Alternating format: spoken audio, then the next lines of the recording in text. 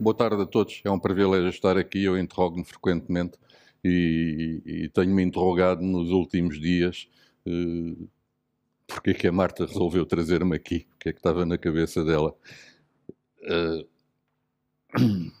Eu sou um pessimista e quero trazer-vos uma mensagem de esperança. O que é o primeiro paradoxo desta minha conversa. Bom, e resolvi começar com uma frase de um velho amigo já falecido, talvez vocês conheçam, talvez não, mas eu acho que é uma frase genial. E o segundo slide que eu tenho para vos mostrar, se vocês reparam com certeza as parangonas, as primeiras páginas dos jornais que nós lemos todos os dias falam frequentemente em duas coisas. Numa crise económica mundial, num drama económico, num drama financeiro e, ao mesmo tempo, em problemas ambientais, no desaparecimento da biodiversidade, no aquecimento global. Aliás, esta manhã já houve aqui quem falasse no assunto. Ou seja, o património natural e as reservas bancárias parecem estar a ser devastados pela tormenta.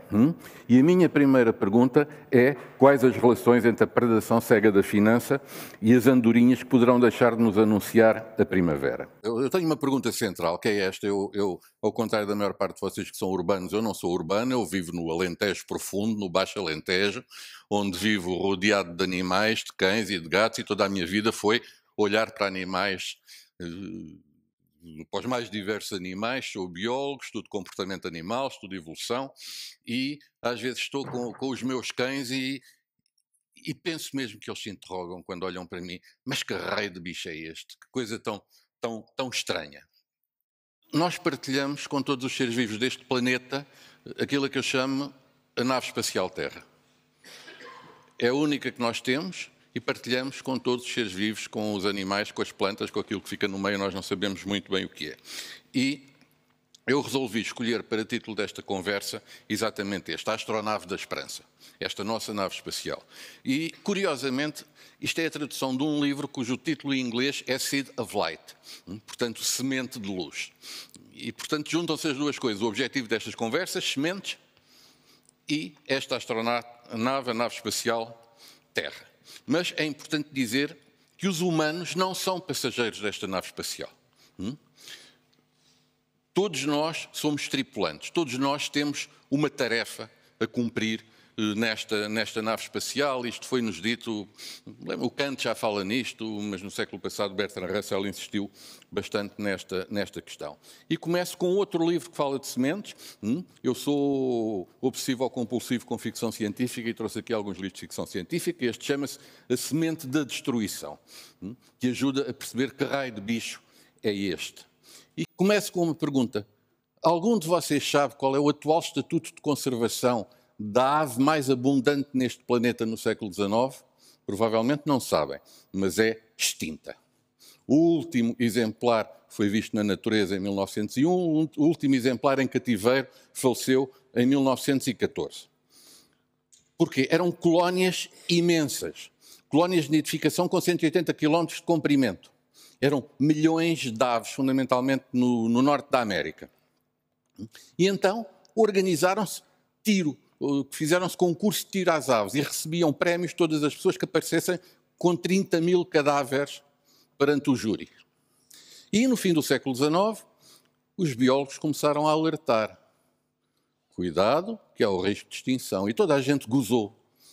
É impossível extinguir-se a ave mais abundante do planeta. E hoje está extinta. E agora posso-vos falar em algo muito comum. Vocês conhecem, é o pardal doméstico. Vocês vivem numa cidade, a maior parte de vocês vivem numa cidade, eu não, mas vocês estão habituados a ir à esplanada, estavam habituados a ver os pardais a debicar nas migalhas que vocês deixavam cair, e eu agora digo-vos, há o risco de extinção. E amanhã, quando forem à esplanada, vejam se veem pardais como viam há 5 ou há 10 anos atrás. Talvez apanhem um pequeno susto. Antes do surgimento dos seres humanos na Terra, todos os continentes eram povoados em grande parte por aquilo que nós chamamos a megafauna, os animais de grande porte. Nós vemos aqui uma imagem de representação. Quem somos nós? Somos migrantes, somos omnívoros. Omnívoros é uma coisa fantástica, não significa que temos que comer de tudo, mas que podemos comer de tudo. Nós temos o nosso sistema digestivo adaptado a vivermos só de carne e sobrevivemos perfeitamente. Ou a vivermos só de cereais e sobrevivemos perfeitamente, ou só de vegetais e sobrevivemos perfeitamente. Isto permitiu-nos a expansão pelo planeta todo.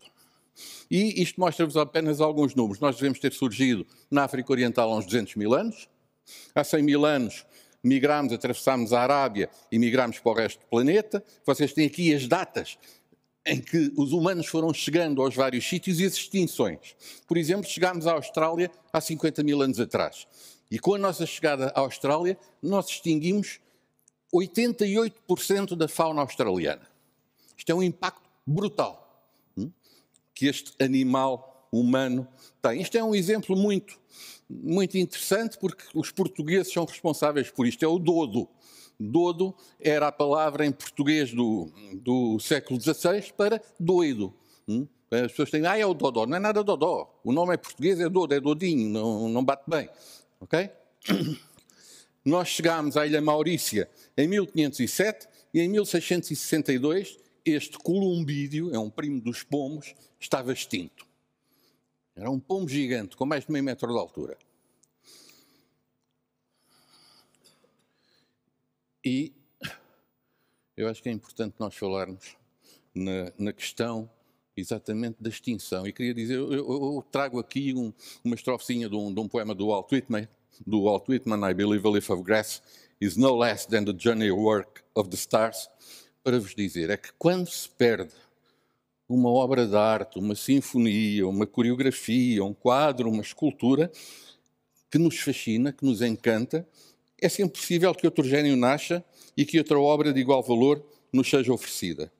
Mas quando se perde uma espécie neste planeta, seja um animal, seja uma simples erva, como a simples erva do poema do Walt Whitman, então é necessário que outro sistema solar surja, que outra Terra se forme. Serão de novo precisos muitos milhões de anos de sorte, de acasos, de evolução. E nós temos tido um papel devastador neste planeta, uma imagem do Ártico. Isto não é uma conjetura, isto é um cenário. Cenários são coisas que nós desenvolvemos na nossa profissão, em computador, multivariados, e um dos cenários possíveis é que até 2050 seja possível ir à Zara, ali à Rua Augusta de Gôndola, poderá ser turisticamente mais interessante e mais divertido. Estes alertas que nós fazemos para as extinções não são de hoje. Eu tenho aqui um exemplo, um senhor chamado, já ouviram falar na escola, Jean-Baptiste Lamarck. Posso surpreender-vos e digo-vos assim, este é o homem da evolução por seleção natural. Dizem, não, é o Darwin. Não, é este. Mas isso seria outra longa conversa. Um velho jacobino da Revolução Francesa, em que ele alerta para estes problemas todos. E a última frase deste textozinho dele é, dir-se-ia que o homem está destinado a exterminar-se a ele mesmo depois de ter tornado a vida inabitável, a terra inabitável. Estamos em 1820. Então a pergunta é, que raio de bicho é este? A primeira resposta encontrei num livro de ficção científica chamado The City, do Clifford Simak, que é muito engraçado. Passa-se no futuro, não há humanos, estão extintos, a espécie civilizada são os cães e os cães discutem entre eles. Será que o homem alguma vez existiu? Será que os humanos alguma vez existiram? Não, é uma quimera, é uma questão religiosa, é um mito, era impossível um animal com estas características alguma vez ter existido neste planeta. Esta é a tese do livro. Não pode existir, é uma aberração, é completamente distópico. Então, o que é um bicho? O que é um bicho? Os biólogos dizem, tem uma descrição muito fina, eucariota, multicelular, heterotrófico, armazena carboidratos sob a forma de glicogênio, passa pela fase de blástula durante a ontogenia, etc. Isto é palavreado muito obscuro da biologia. Aliás, só nesta última questão é que nós nos distinguimos dos fungos, no resto somos fungos em tudo. Mas hoje acrescentamos outra coisa, dizemos que ciência, cognição e consciência são os alicerces de toda a vida animal. E quando falamos de vida animal, falamos nestas três questões centrais. E animal não são só os mamíferozinhos, nós, os cães, as vacas e os gatos. Estou a falar animal sensulato, também os escaravelhos. Os animais empatizam, comunicam, amam. Amam mais que nós, se calhar. Nós temos uma medição indireta daquilo que nós chamamos amor, afeto, vinculação, attachment, que são os níveis de oxitocina. Se eu vos disser que uma cadela a amamentar os seus cachorrinhos produz 300 vezes mais oxitocina que uma fêmea humana, isto é brutal. Os meus alunos na faculdade, quando eu lhes digo, pergunto-lhes, vocês querem saber o que é o amor? Vão perguntar ao vosso cão, não perguntem ao vosso vizinho, porque o vosso cão sabe muito melhor do que vocês o que é o amor. Portanto, pensam, os animais pensam, sofrem, têm sentimentos, têm alegrias, têm tristezas, têm emoções, e parece que os humanos, como animais, também têm, pelo menos é o que eu tenho apercebido. Têm tristezas. Do lado esquerdo tem o Flint, um chimpanzé que perdeu a mãe, está com aquilo que na altura se chamava uma depressão anaclítica. E ele vai morrer com a sua depressão anaclítica, é uma depressão por perda. Isto é um abraço, sabem em quê? Num velório, num grupo de chimpanzés, porque eles velam os mortos, e não são só os chimpanzés, muitos animais velam, os cães fazem velórios, uma série de aves, os corvídeos fazem velórios com visitas aos familiares mais próximos, e é um abraço é sempre um conforto, um reconforto. Eu trabalhei muitos anos com répteis, não sei muito bem qual é o significado disto, mas foi algo que eu vi muitas vezes. O Darwin, Charles Darwin, quando falamos em consciência, foi o primeiro a referir-se à consciência como um fenómeno evolutivo adaptativo e não uma prerrogativa da espécie humana. O que é um conhecimento reflexivo do próprio, chamado autoconsciência, a aloconsciência, que é o conhecimento do outro e das coisas. Isto é comum aos animais, parece que também é comum ao animal que sobra, que são os humanos. Fala-se também em cognição, são os processos pelo qual o animal assimila e processa e armazena informação. Os polvos são fabulosos nisto. Tomáramos nós termos a capacidade cognitiva que os polvos têm. E mais, em metacognição. Pensar sobre pensar. Ok? Ou dizer eu sei que sei, ou eu sei que não sei. Entre 2020, portanto, já nesta década e 2022 e este ano, saíram vários artigos científicos em revistas científicas que falam em metacognição em aves, em ratos, em polvos e, espantosamente, em abelhas, são os últimos artigos que saíram. As abelhas pensam sobre pensar. E pensam quando sabem e pensam quando não sabem. Então, afinal, que raio de bicho é este? Ao longo da sua história evolutiva, algumas coisas nós sabemos. Bom, ele teve uma mutação há 2.400 milhões de anos num gene chamado MYH16. É um gene regulador que foi permitir uma explosão do cérebro, uma aberração.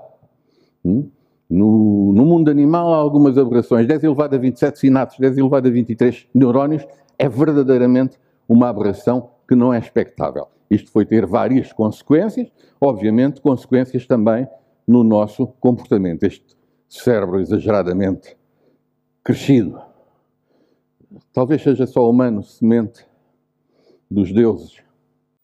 Talvez não seja. Não temos métodos para avaliar isto nos nossos companheiros de viagem nesta nave, mas sabemos que temos uma síndrome da divindade. Gostamos de brincar aos deuses, gostamos de manipular a vida, de manipular o planeta. Isto é perigoso, mas já fomos alertados no século XIX por Walt Whitman, num poema que eu acho brilhante, fantástico e que espero que vocês leiam, porque senão a Marta mata-me. Sementes de caos. Qual a origem disto tudo? Nós somos um animal doméstico, como muitos outros, como os cães, os gatos, as vacas, etc. E fomos domesticados há 12.000 anos, no fim da glaciação de Wurm, fomos domesticados pelo trigo. Nós somos escravos, começamos por ser escravos do trigo. O trigo obrigou-nos à sedentarização. Okay? É o nosso patrão de domesticação. Porque antes disso éramos nómadas, caçadores-coletores.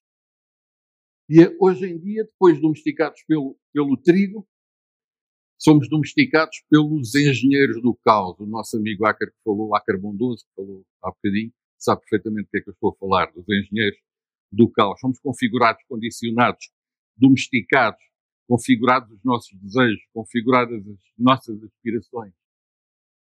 Mas eu disse que eu tinha que trazer uma mensagem de esperança, apesar de ser pessimista. E quando, no 2000, Odisseia no Espaço, surge o monólito, ele surge sempre antes de uma mudança de paradigma. Algo que vai mudar, algo que se vai transformar. E por isso eu trouxe o 2001 Odisseia no Espaço. E digo assim, como dizia o Zé Mário Branco, é preciso meter um pauzinho na engrenagem. Ok? É uma coisa que nós temos que fazer. Questionar todas as crenças que temos mantido até hoje, crenças iniciadas pela nossa educação, pela nossa sociedade, pelo nosso sistema económico, pelo nosso passado, pela nossa memória, pela nossa história, interrogar-nos sobre quem somos nós, sobre o que somos nós, e voltar a colocar os seres humanos no devido lugar na natureza, tirá-lo do topo onde o Aristóteles começou por colocá-lo e colocá-lo no seu devido local. Lutar por uma relação sustentável entre as comunidades humanas e a natureza. Esqueçam a história do desenvolvimento sustentável, é uma falácia. O desenvolvimento sustentável é uma ideia perfeitamente falaciosa. Aquilo que se fala e aquilo que a senhora Brundtland pretendia falar em 1987 era a sustentabilidade do processo de acumulação de capital. Não é disso que falamos de relação sustentável entre as comunidades humanas e a natureza. Que as pessoas sejam avaliadas por aquilo que são e não por aquilo que possuem. Vamos crescer até arrebentar ou vamos começar a pensar, a ter coragem de pensar em crescimento sustentável? Sementes de mudança. Qual mudança? Lembram-se dos 3 R's que falavam na escola? Ai, Marta, que me matas. Eu trago-vos 12 R's. Reestruturar, reinventar, redistribuir, reduzir, reutilizar e reciclar são os 3 do costume, mas reavaliar, reconceptualizar, relocalizar, ressocializar, reordenar e ter coragem para dizer não, ou seja, recusar. Sementes de esperança, trago-vos a minha amiga Jane Goodall, com um abraço. Um abraço de reconforto. É possível que este cérebro nos permita salvar isto, salvar a nave espacial Terra, olhar para ela com esperança. 2001. Isto foi a bibliografia. Tinha que pôr, nós pomos sempre bibliografia nestas coisas. Acabei.